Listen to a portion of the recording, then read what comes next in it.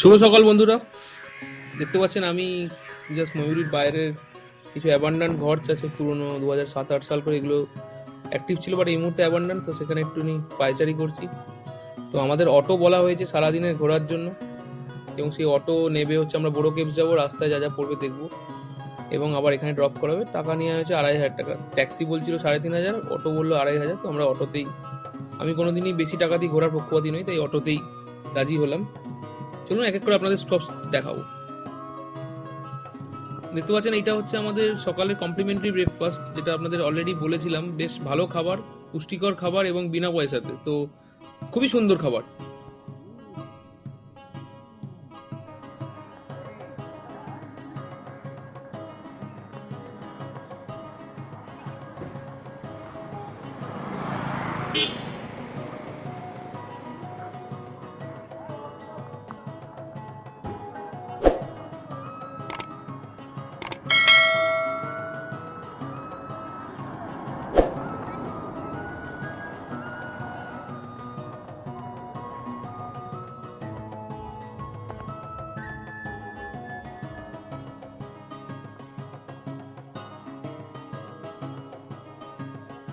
এইগুলো সবই coffee plant, coffee হয়ে আছে এরকম কোনো। হ্যাঁ, এই যে কফির ফল, এই যে সবই কফির ফল। পাকলে গুঁড়ো করলে সেখান থেকে অনেক কিছু ম্যানিপুলেট করলে কফি পাওয়া যায়।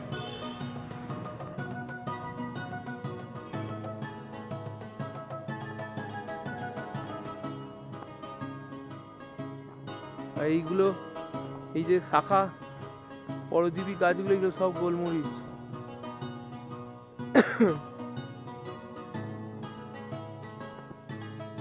গোলমরিচের দানা একটা হাতের নাগালে নেই। হ্যাঁ,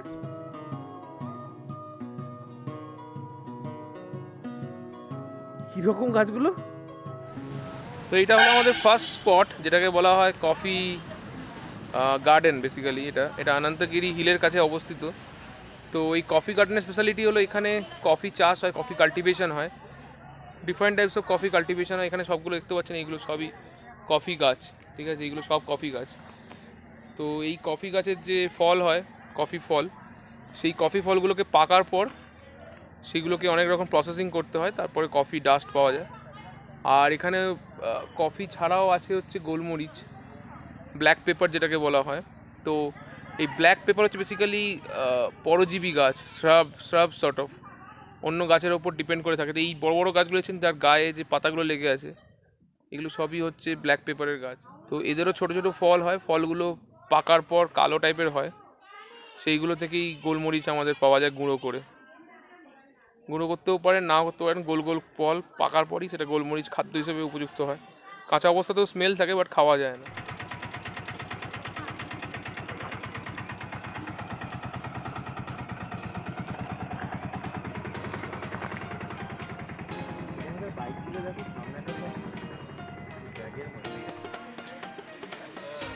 এটা দেখতে পাচ্ছেন স্পট 3, এটা অনন্তগিরি ওয়াটারফলস। তো স্পট 2টা আমি ভিডিও তুলিনি, কারণ জাস্ট একটা ভিউ পয়েন্ট ছিল, গালিকোন্ডা ভিউ পয়েন্ট বলে ওটাকে বলে।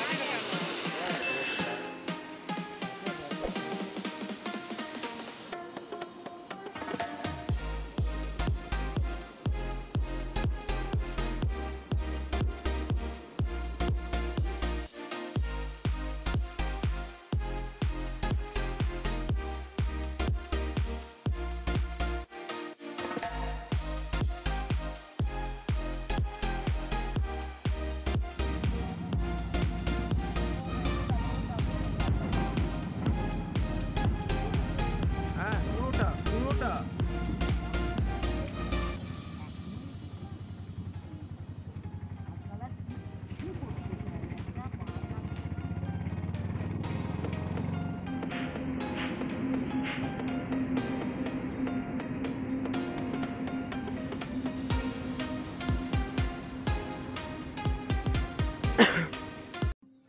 এই রাস্তাটা যাচ্ছে টুয়ার্ডস আপনাদের বোরো কেভস এর দিকে, বোরা গুহালুর দিকে। তো এই বোরো কেভস আসার আগে একটা জাংশন পড়ে, বোরা জাংশন বলে।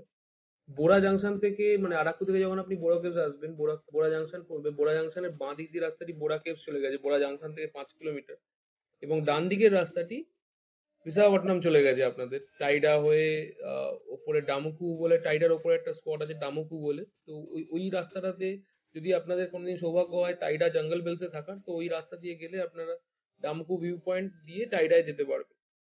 আর আপনাদের বলে রাখি, অটোয় যাওয়ার যেমন অ্যাডভান্টেজ আছে পয়সা কম লাগে, তেমনি ডিসঅ্যাডভান্টেজও আছে। যে কিছু স্পট যেমন কাটিকি ওয়াটারফলস, যেটি অনন্তগিরি ঢোকার আগে বাঁ দিকে যেতে হয়, আমরা ডান দিকে গেছিলাম আমাদের অনন্তগিরি ওয়াটারফলসে। তো কাটিকি ওয়াটারফলস যেতে গেলে আপনাদের এত বাজে রাস্তা, সেখানে গাড়ি লাগে এবং সেখানে অটো যেতে পারে না, অটো ওই ওই গ্রেডিয়েন্ট উঠতে পারে না।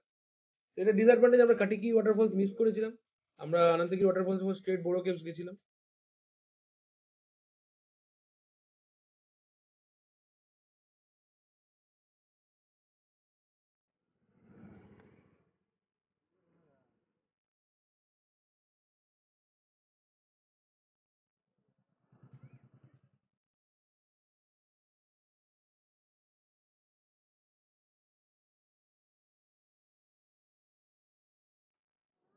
দেখতে পাচ্ছেন আমরা এসে গেছি বোরো কেভস এর একদম সামনে, টিকিট কাউন্টারের সামনে, এটা ক্লক রুমের সামনে। তো আমাদের কিছু মাল ছিল, সেগুলি রেখে আমরা বোরো কেভস এর টিকিট কেটেছিলাম। বোরো কেভস এর টিকিট জনপ্রতি পড়ে 70 টাকা, সস্তায়। আর বোরো কেভস এর বাইরে অন্ধ্রপ্রদেশ ট্যুরিজমের খাওয়ার ব্যবস্থাও আছে, তো আপনাদের খিদে লাগলে ওখান থেকে বেরিয়ে এসে এখানে খেতে পারেন, বিভিন্ন রকমের ফুড অ্যাভেলেবেল। দেখতে পাচ্ছেন এটি বোরা কেভ যাওয়ার রাস্তা। বোরা কেভ ঢোকার রাস্তা, টিকিট কাটার পর যে রাস্তাটি দিয়ে যাচ্ছি আমরা। আর বোরা কেভস নিয়ে কিছু ইতিহাস আপনাদের বলে রাখি। তো বোরা কেভস আপনারা সবাই জানেন যে এটা অনন্তগিরি হিলসে অবস্থিত। আর এটি ভারতবর্ষের ওয়ান অফ দ্য লার্জেস্ট, প্রায় এলিভেশন বলতে পারেন অ্যারাউন্ড 700 মিটারের এলিভেশন। তো এরকম খুব রেয়ার এর এত বড় গুহা দেখতে পাওয়া যায়। আর এই আপনারা যারা ভূগোল নিয়ে পড়াশোনা করে থাকেন বা ভূগোল নিয়ে যারা এক্সপার্ট, তারা জানবেন যে স্ট্যালাকটাইট বা স্ট্যালকামাইট যেগুলোকে বলে, নিচ থেকে ওপরে আসা, মানে ওপর থেকে নিচে আসাগুলোকে স্ট্যালকাটাইটস বলে কিছু স্ট্রাকচার, আর নিচ থেকে যেগুলো ওপরে যায় স্ট্যালকামাইটস বলে। তো এইগুলো স্ট্যালকাটাইটস এবং স্ট্যালকামাইটস নিয়ে এই গুহা তৈরি। এবং ভারতবর্ষের one of the most deepest cave বলা হয়, 700 মিটারের বেশি গভীর এই গুহা। তো এই বোরো গুহালু নামটি এসছে বোরা, মানে বোরা মানে হচ্ছে অ্যাবডোমেন, লোয়ার অ্যাবডোমেন বলা হয় তেলেগু ল্যাঙ্গুয়েজে, আর গুহা মানে হচ্ছে তেলেগু ল্যাঙ্গুয়েজে কেভস জানেন। তো এই গুহাটি 1807 সালে উইলিয়াম কিং জর্জ, যিনি জিওলজিক্যাল সার্ভে অফ ইন্ডিয়ার ডিরেক্টর ছিলেন, তিনি আবিষ্কার করেছিলেন। এই গুহাটি যাওয়ার রাস্তাতে আপনাদের যে ওই ভ্যালি দেখতে পাওয়া যায়, যেটাকে বোরা ভ্যালি বলা হয়। আর যে নদীটি দেখতে পাবেন কিছুক্ষণের মধ্যে, যে নদীটি বয়ে চলেছে, সেটাকে বলা হয় গোস্টানি রিভার বলা হয়, গোস্টানি নদী। এই গুহা এখন অনেক লাইট ফাইট লাগিয়েছে বলে চামচিকে বা বাদুড়ের উৎপাত নেই। মানে আমি পার্সোনালি খুব ভয় পাই বাদুড় বা চামচিকে। তো সেই জন্য আমি যখন ফার্স্ট টাইম গেছিলাম 2002-তে, এইসব কিছুই ছিল না, প্রচুর চামচিকে বা বাদুড় ছিল। তো সেই ভয়ানক এক্সপিরিয়েন্স আমার এখনো মনে আছে।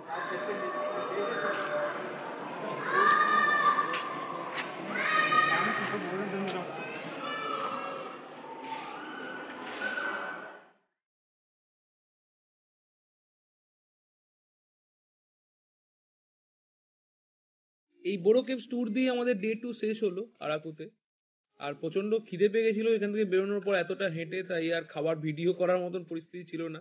আপনাদের দেখাবো তারপর হোটেলে ফিরে বিকেলে কি করলাম। হোটেলে ফিরে এসে কিছুক্ষণ রেস্ট নিয়ে বেরিয়ে পড়লাম ট্রাইবাল মিউজিয়ামে। ট্রাইবাল মিউজিয়ামের এন্ট্রি টিকিট 40 টাকা এবং হোটেলের একদম সামনেই অবস্থিত, ময়ূরীর সামনে। আর এখানে ব্যবস্থা আছে জিপ লাইনিং এর ব্যবস্থা আছে, জিপ সাইক্লিং এর ব্যবস্থা আছে। তো আমি জিপ লাইনিং জিপ সাইক্লিং করেছিলাম রাত্রির দিকে, আমার ভিডিওটা নেই, তো আমার বন্ধুর ভিডিও আছে, দেখুন। জিপ লাইনিং আছে মানে, জিপ লাইনিং হচ্ছে একদিকে আপনাকে ওই চেনের সাথে বেঁধে দেবে, দিয়ে ছেড়ে দেবে, আপনি গ্রেডিয়েন্ট, লো গ্রেডিয়েন্টে, হাই গ্রেডিয়েন্টে, লো গ্রেডিয়েন্টে নেমে আসবেন। তো সেইটা হচ্ছে জাস্ট ওয়ান ওয়ে, কারণ আপনাকে হাই অল্টিটিউডে উঠতে হবে, ওয়ান থেকে উঠে আপনাকে ছেড়ে দেবে, আপনি লো অল্টিটিউডে নেমে মাটিতে নেমে যাবেন। সেটা একদিকে হচ্ছে 100 টাকা। আর জিপ সাইক্লিং যেটা দেখতে পাচ্ছেন, সেটা হচ্ছে দুদিকেই, মানে আপনি যাবেন এক টাওয়ার থেকে অন্য টাওয়ার এবং আবার ওই টাওয়ার থেকে এই টাওয়ার ফিরে আসবেন, সেটা হচ্ছে 200 টাকা পার হেড। তো রিজনেবল প্রাইসই, সেই জন্য আমি আমার বন্ধু দুজনেই করেছিলাম। ভালো এক্সপিরিয়েন্স। এবং আমার একটা প্রবলেম ছিল, আমি হাওয়াই চটি পরে চলে গেছিলাম, তো মনে হচ্ছিল বারবার খালি যে জুতোটা বোধহয় আমার এখান থেকে নিচ থেকে পা থেকে খুলে যাবে। তো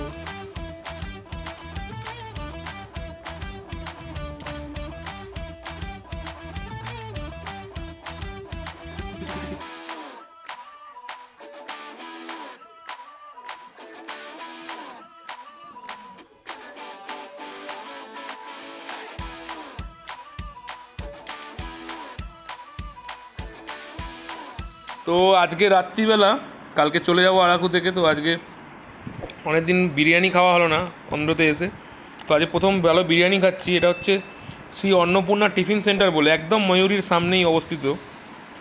বিরিয়ানি 200 টাকা দাম নিয়েছে, চিকেন বিরিয়ানি, 4 পিস মাংস আছে উইথ একটা ডিম, আর হিউজ, মানে একজন একটা বিরিয়ানি নিলে দুজনে আরামসে হয়ে যাবে। দেখতে পাচ্ছেন এত বড় বড় পিস, আমার এখনও এতটা প্যাকেটে পড়ে আছে, এতটা ঢালার পরও। তো রেকমেন্ড করবো অবশ্যই এই বিরিয়ানি ট্রাই করবেন।